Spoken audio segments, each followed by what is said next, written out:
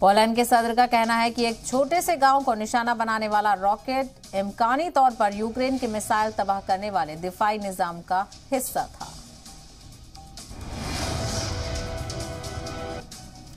अमेरिकी सदर Joe Biden ने कहा था कि मुमकिना तौर पर मिसाइल रूस से नहीं आया है। अमेरिकी सदर ने G7 और नाटो के शिराकतदारों को बताया कि पोलैंड में एक मिसाइल धमाका हुआ जो कि यूक्रेन के फिजाई दिफाई मिसाइल की वजह से हुआ था।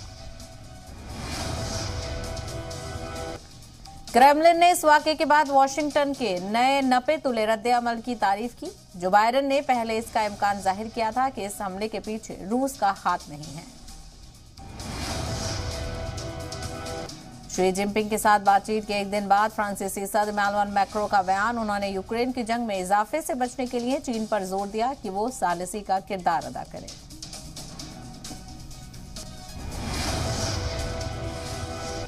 ब्रिटिश पीएम ऋषि सुनक ने पीएम मोदी के साथ मुलाकात की शेयर की तस्वीर। ट्विटर पर हिंदी में लिखा, एक मजबूत दोस्ती, ब्रिटेन में 3000 नए वीजा का भी तोहफा।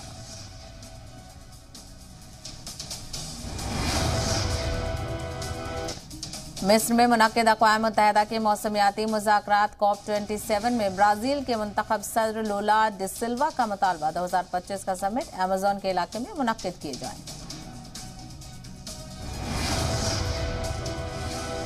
साबिक अमेरिकी सदर डोनाल्ड ट्रंप ने सदारती मुकाबले में उतरने का ऐलान कर दिया है। सदर ट्रंप ने सदारती मुकाबले में शिरकत का ऐलान अपने खिताब में किया जो 1 घंटे से ज्यादा वक्त तक जारी रहा।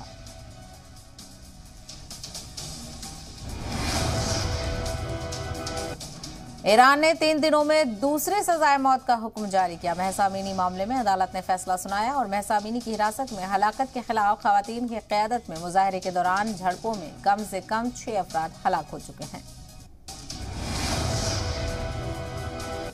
पाकिस्तान के साबिक वज़ीर-ए-आज़म की मुश्किलों में इजाफा। दुबई में मुकीम एक ताजिर ने दावा किया है कि इमरान खान ने उससे सऊदी वली-अहद शहजादा मोहम्मद सलमान की जानिब से दिए गए तोहफे फरोख्त किए थे।